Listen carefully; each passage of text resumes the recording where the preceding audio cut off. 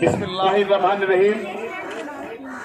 साथियों, आज जो आपका अपना प्रोग्राम, अपना कार्यक्रम, आज यहाँ जो हमारे सिलसिला गांव में मास्टर रशीद साहब ने रखा है, जो कौम की बड़ी गौरव फिक्र करते हैं और मेहनती समाज सेवी जज्बाती आदमी है। मैं उनका तहे दिल से शुक्रिया और धन्यवाद अदा करता हूं, जिन्होंने यहाँ सिलसिला के अंदर ऑल इंडिया मजलिस इत्तेहादुल मुस्लिमीन के लोगों को बुला करके जो सम्मान देने का काम किया है, मैं उसका तहे दिल से शुक्रगुजार हूँ। उसके साथियों, मैं आपको बता रहा था, आज देश के अंदर चारों तरफ हाहाकार मचा हुआ है। आप लोग जानते हो कि भारतीय जनता पार्टी जब से उत्तर प्रदेश और केंद्र सरकार की आई है, केंद्र सरकार के अंदर आई है, तब से मुसलमानों के साथ भेदभाव करने का काम भारतीय जनता पार्टी कर रही है। मेरे साथियों, हिंदुस्तान के अंदर असदुद्दीन ओवैसी एक ऐसे नेता है जो मुसलमानों के अधिकारों की बात कर रहे हैं। आज इस हिंदुस्तान की आवाम भारतीय जनता पार्टी को लेकर सड़कों पर है। आप लोग जानते हैं और नेट पे टीवी चैनलों पर देख रहे हैं, जिस तरीके से भारतीय जनता पार्टी ने एक काला कानून ला करके देश के अंदर हाहाकार मचाने का काम किया है, जिससे जनता, हमारी माएं, हमारी बहनें, हमारे बच्चे सड़कों पर आकर इसका पूरी जोर तरीके से विरोध करने का काम कर रहे हैं। विरोध कर रहे हैं, सीएए का विरोध कर रहे हैं, विरोध कर रहे हैं, एनआरसी का विरोध कर रहे हैं, विरोध कर रहे हैं, एनपीआर का विरोध कर रहे हैं। तो मेरे साथियों, खास तौर से अपनी कौम के लोगों से कहना चाहूंगा, ए मेरी कौम के लोगों, अब तो जाग जाओ।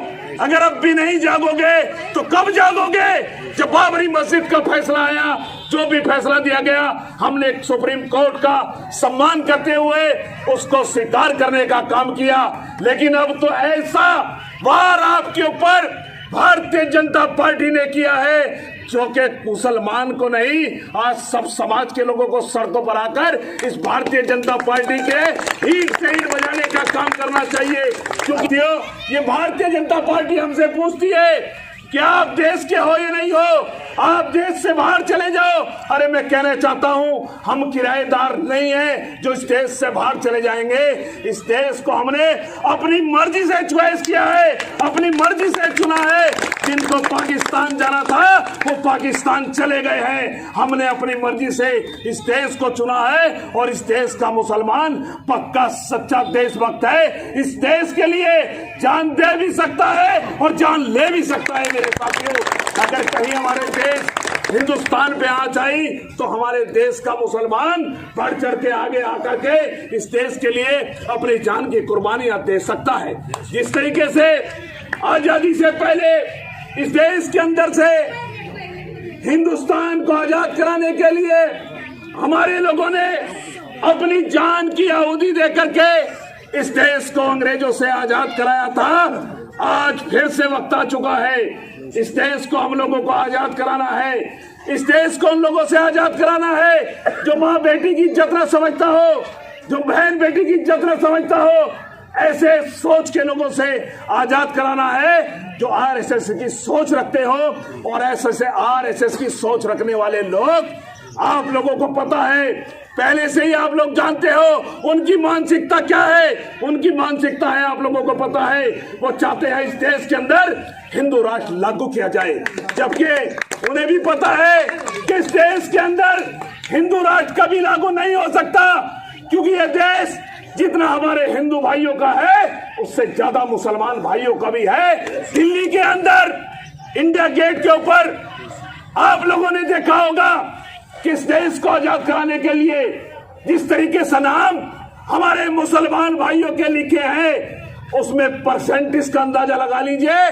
75% नाम दिल्ली के इंडिया गेट पे मुसलमानों के लिखे हुए हैं। मेरे साथियों, इससे ज्यादा क्या सबूत है हम लोग देशभक्ति का?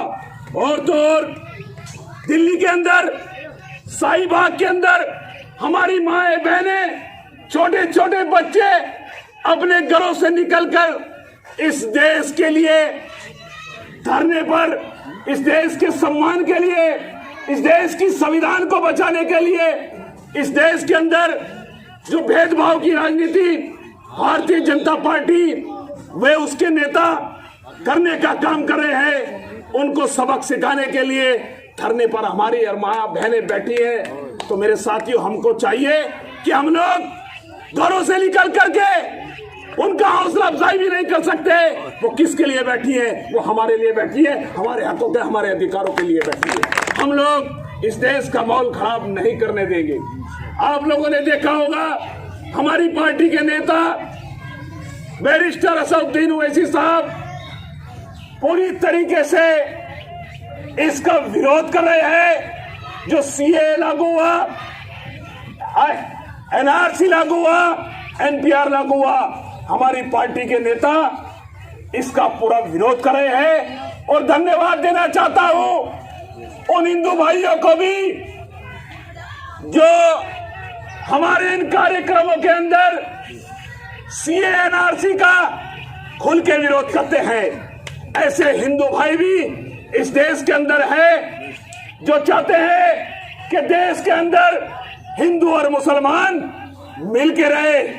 इस देश में हिंदू और मुसलमान बराबरी का दर्जा रखते हैं। जिस तरीके से एक इंसान के अंदर जैसे दो आंखें हैं, एक आंख अगर फोड़ दी जाए तो वो अंधा और काना कहलाया जाता है। इसी तरीके से इस देश को हिंदू और मुसलमान दोनों तरह के सब समाज के लोग चाहिए। तो मेरे साथियों, जो मानसिकता इस देश को तोड़ने की रखते हैं, जो मानसिकता जातिवाद को बढ़ावा देने की रखते हैं, जो मानसिकता हिंदू मुसलमान को लड़ाने की रखते हैं, उनको हम ऐसा नहीं करने देंगे। इसके लिए हम लोग सड़कों पर आकर पूर्ण तरीके से उसका विरोध करते रहेंगे। तो मेरे साथियों, अब वक्त आ गया है, आप लोगों को जागना चाहिए। अगर आज भी आप लोग नहीं जागोगे, आज भी आप लोग सोते रहोगे, अरे आज तो आपके ऊपर इस भारतीय जनता पार्टी ने, इस मोदी ने, अमित शाह ने ऐसा वार किया है कि आपको आपके देश में रहते हुए ही आपसे पूछता है कि अपना सर्टिफिकेट दिखाइए कि आप इस देश के हो या नहीं हो। आप ये बताओ कि इस देश के अंदर हम लोग रह रहे, हमारे बड़े बुजुर्ग रहे, यही दफन हुए। अरे इस देश से जितना प्यार हम करते हैं, तुम तो पता नहीं कहां से आकर के इस देश के अंदर जनता का माहौल खराब करने का काम कर रहे हो। तुम्हारा खुद नहीं पता है, तुम्हारी आईडी का नहीं पता है, हम लोगों की आईडी पूछते हो तुम। इससे ज्यादा क्या वफादारी का सबूत दे कि जब हिंदुस्तान और पाकिस्तान का बंटवारा हो रहा था तो हम लोगों ने सबसे जो पसंदीदा मामला था तो हमारा इस देश हिंदुस्तान का था।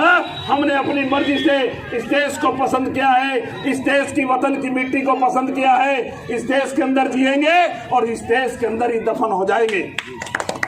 लेकिन भारतीय जनता पार्टी ये समझती है कि मुसलमान के साथ हक तलफी करके इस देश के अंदर राज करेंगे। तो मैं बताना चाहता हूं नरेंद्र मोदी, अमित शाह को कि मुसलमान इतना कमजोर नहीं है। आप सोचते हो दबा लोगे, हम दबने वाले नहीं है मेरे साथियों। हमने ऐसे हिंदुस्तान देश के अंदर जन्म ले रखा है कि हम लोग दबेंगे नहीं, बिल्कुल भी नहीं घबराएंगे। आपको जो करना है कर लो, इस देश के अंदर रहेंगे, इस देश में झंडा उठाएंगे और तुम्हारा विरोध करेंगे और इतने पुरजोर तरीके से विरोध करेंगे कि आपको पता लग जाएगा आपकी सीट, जिस सीट पर बैठे हो, उन सीट के चारों पांव को हिलाने का काम हमारी आवाम करेगी, हमारे लोग करेंगे। साथियों, आप लोगों ने देखा कि संविधान एक ऐसी चीज है, पूरा देश उसको मानता है। इस भारतीय जनता पार्टी ने उस संविधान की धज्जियां उतारने का काम किया है। संविधान को तार तार करने का काम भारतीय जनता पार्टी और आरएसएस के लोगों ने उसको जलाने का काम किया है। अरे इसी देश में रहोगे, इस देश के संविधान को जलाओगे, इस देश के संविधान को नहीं मानोगे तो ऐसा नहीं होगा। साथियों, आज जो हम लोग यहाँ बैठे हैं, अगर कहीं कोई देन है वोट डालने की देन, तो हमें मिली है बाबा साहब भीमराव अंबेडकर जी ने हमें संविधान लिखकर संविधान में अपनी बात कहने का अधिकार दिया। वोट डालने का अधिकार दिया, ऐसा अधिकार जो आज हम खुले तरीके से मनचाहा जिसे चाहे नेता बना सकते हैं और जिसे चाहे गिरा भी सकते हैं, वो अधिकार बाबा साहब भीमराव अम्बेडकर ने हमको देने का काम किया है और ये उसको मानने को तैयार नहीं है। तो आप लोग समझ सकते हो, अरे इससे बेहतर तो वो अंग्रेजों की सरकार थी, कम से कम जुल्म करती थी तो पता तो लगता था। और ये तो पीठ पीछे वार करने वाले लोग हैं, बहू बेटियों पे वार करने वाले लोग हैं, बच्चों पे वार करने वाले लोग हैं। आप लोगों ने देखा होगा जेएनयू के अंदर किस तरीके से लोगों ने गुंडागर्दी करने का काम किया, हमारी बहनों पे हम डंडे बजाने का काम किया और लाठी डंडे किन्ने बजाए। आपको पता है कि सरकार के इशारे पे यहाँ का प्रशासन, यहाँ का पुलिस प्रशासन काम कर रहा है, पार्टी बन के काम कर रहा है। अरे सरकार तो आने जाने वाली चीज है, जब तक हम लोग खामोश है, हमें इतना मजबूर ना करो कि हम सड़कों पर आकर आपका खुले तौर पे मुकाबला करने का काम करेंगे, बिल्कुल दबेंगे नहीं। अगर इसी और आज अल्लाह का करम है हमारे पे कि हमें इस पार्टी का नेता एक ऐसा दिया जो पढ़ा लिखा नेता हमारे बीच में है, सूझबूझ वाले नेता है।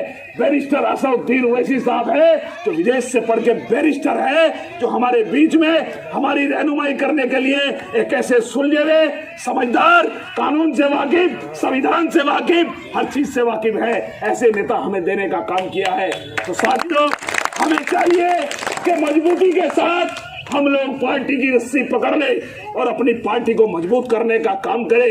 अगर हम लोग नहीं जागे तो इससे ज्यादा अत्याचार हमारे साथ होता रहेगा मेरे साथियों। तो हमें मजबूती के साथ ऑल इंडिया मजलिस इत्तेहादुल मुस्लिमीन को मजबूत करना है। ऑल इंडिया इत्तेहादुल मुस्लिमीन को मजबूत करोगे तो आपकी अपनी मजबूती है, आपके बच्चों के मुस्तकबिल की मजबूती है। आप लोगों ने आज तक जो आपके बीच में आया उसे नेता बनाने का काम किया, उसे वोट देने का काम आप लोगों ने किया। तो साथियों, अब आपको चाहिए कि जब चुनाव आए तो सीधे सीधे कहो कि आज हम लोगों को यहां भी ऐसे असदुद्दीन की जरूरत है जो हमारे हैदराबाद के अंदर शेर की धाड़ की तरह धाड़ते हो। ऐसे असदुद्दीन हमें सहारनपुर जिले के अंदर भी चाहिए जो मुसलमानों की आवाज डंके की चौक पे उठाने का काम करे।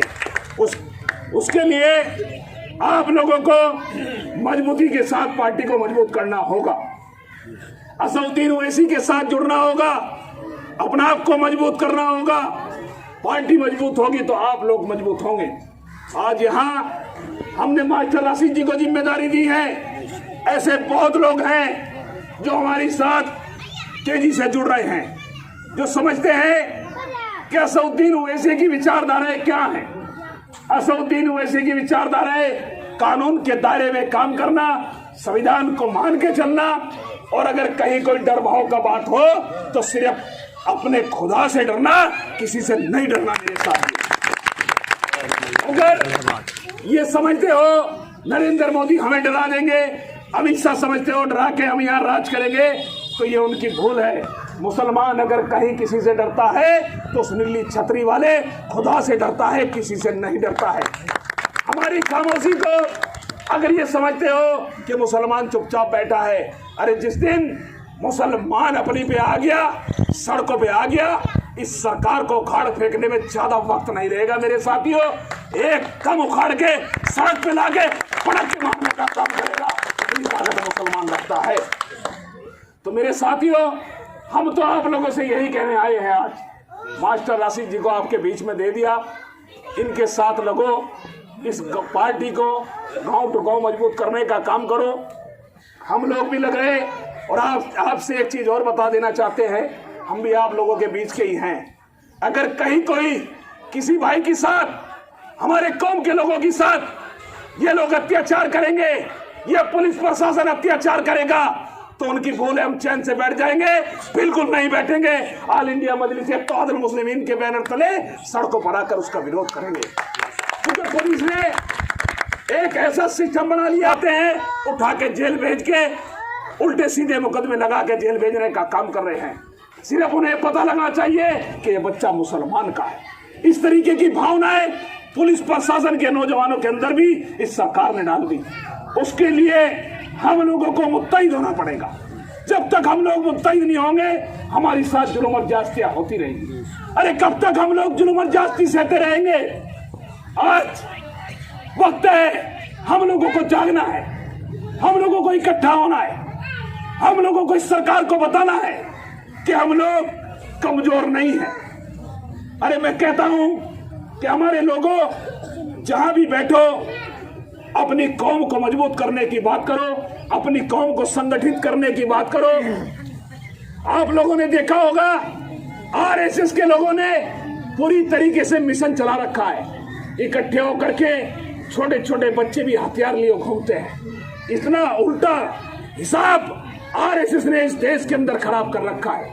तो हमें भी चाहिए, हम तो दीन ईमान के मानने वाले लोग हैं, अल्लाह को मानने वाले लोग हैं। हमें तो क्या सिर्फ दुआ करनी है और अपना आप को संगठित करना है और मजबूती के साथ रहना है और इस भ्रष्टाचार सरकार का विरोध करना है और इस काले कानून का विरोध करना है।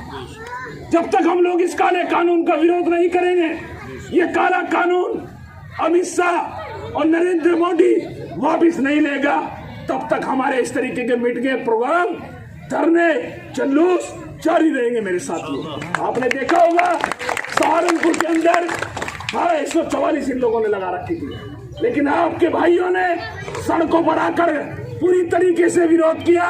इस काले कानून के खिलाफ झंडा उठाकर सड़कों पर निकल पड़े।